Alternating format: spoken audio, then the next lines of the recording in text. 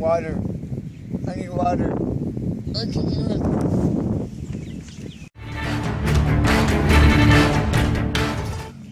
What is this? Extraordinary. I cannot seem to place this fossil whatsoever. It does not fit in Carlos Linnaeus' classification system of organisms. Is this a creature evolved from a primate? If it did, then it fits the definition of what the new theory the naturalists as well as I are debating. It has to do with organisms evolving. I believe it is referred by some as evolution. It is a process of biological change by which descendants become different from their ancestors. Could this be the hybridization that Linnaeus has just proposed? In any case, I will take this specimen with me for further study at Oxford. But for now, I must find water, civilization, and transport.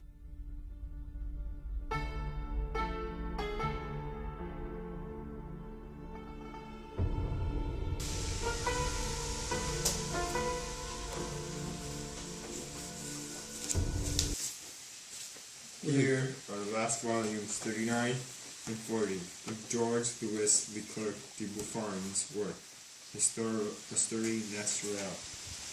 I think you will find his work fascinating, even if you're a God-fearing man, which I am. I just cannot understand how Buffon can even suggest that Earth is much, much older than 6,000 years old, which being the God-fearing man that I am, we all know the Bible tells us that Earth can't possibly be older than 6,000 years. If you can forget Buffon's blasphemy, I believe you'll enjoy this theory that distinct species most likely share a common ancestor. So are you saying that Buffon suggests that the mighty lion and the ginger house cat are related? Exactly. That is what Buffon is suggesting. But here, look at this poem, The Temple of Nature, by the physician Erasmus Darwin. Darwin suggests that not only do some species share a common ancestor, but that all species have descended from a common ancestor. Sorry for being late. I just received Jean-Baptiste Lamarck's newest publication, The Philosophie Zoologique. Organisms have evolved towards perfection and become more complex. The idea of complexity of forms is in agreement with Dr. Darwin's, isn't it, correct? Yes, of course. But what is really fascinating is his suggestion that the environment has a significant impact on an organism and its behavior. He believes that this can also physically change an organism. The structure could get smaller or larger depending on the environment. And what is really extraordinary is that the animals could pass this larger or smaller structure on to its children. Exactly how would that work? Can you give me an example in nature? Sure. Lamarck suggests that this happened with the giraffe and their long necks. Lamarck thinks that their long necks might have evolved over several generations of giraffes who kept reaching for leaves higher and higher in the trees. So is Lamarck suggesting that these characteristics are inherited? Precisely, my friend. He actually refers to them as the inheritance of acquired characteristics. Very interesting theory. But come now, Edward, you must eat. What will you have?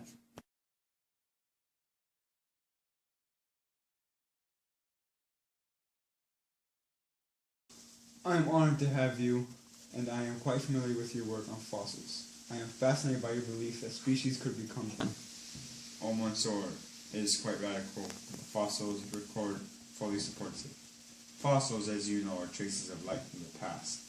We have so many fossils that are from organisms that look nothing like any known species today.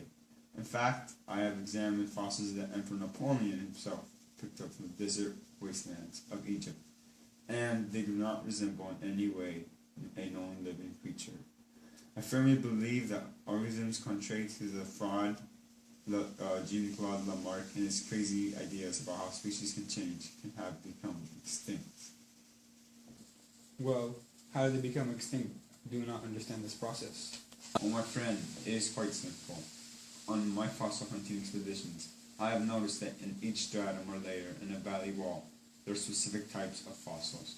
These fossils only exist at one layer. The deeper the layer, the older the organism. If I find one type of fossil in the lowest, they'll never occur again. But again, what happened to that species? Something quite catastrophic. Something so shocking it wiped out the entire species in Part 1. But those species are not fossilized. I call this theory catastrophism. Think of volcanic eruptions, earthquakes, and floods. But how do you explain the more recent fossils? You mentioned you found in the higher layers. Well, those, of course, are different species that moved into the older species neighborhood after the land recovered from a catastrophe hundreds of thousands of years later. So, Victor, new cone Charles, how's your latest research going? It's quite well. I just figured out the name for my new book. It will be called Principles of Geology, and I expect it will be out in a year or two, at least volume 1. I'm thinking it might be 3 or 4 volume set when it's all done. What is it about? Well, you know how much I admired the Scotsman physician and geologist James Hutton. May he rest in peace. Oh, you mean the gentleman who came up with the principle of gradualism? Precisely. As you know, Hutton believed the changes he saw in the Scottish Highlands were created over very long periods of time, a time which he named deep time, and then later came up with the term geologic time. He suggested that the creation of canyons or laying down of soil happened very slow or gradually, and not from some catastrophic event. Well, I have now taken Hutton's principle of gradualism a step further. Bravo. Tell me more. In my research, I have noticed processes that take place in nature like a river and its banks. Every spring makes a small change, a tiny change in the topography. This happens regularly at a constant rate and has been happening perhaps forever. These ongoing, uniform processes eventually add up to large-scale changes over time, like deep river valleys such as the ones Hutton noticed. Fascinating. Do you have a name for this? It sounds quite similar to gradualism, but with a twist. It is uniformitarianism. That is a mouthful, but it is precise. Are you working on anything else? Well, you know my interest in the age of mankind? I have another project I would like to work on now, but it will have to wait until I've finished the principles of geology. I am thinking about calling it the geological evidence of antiquity of man.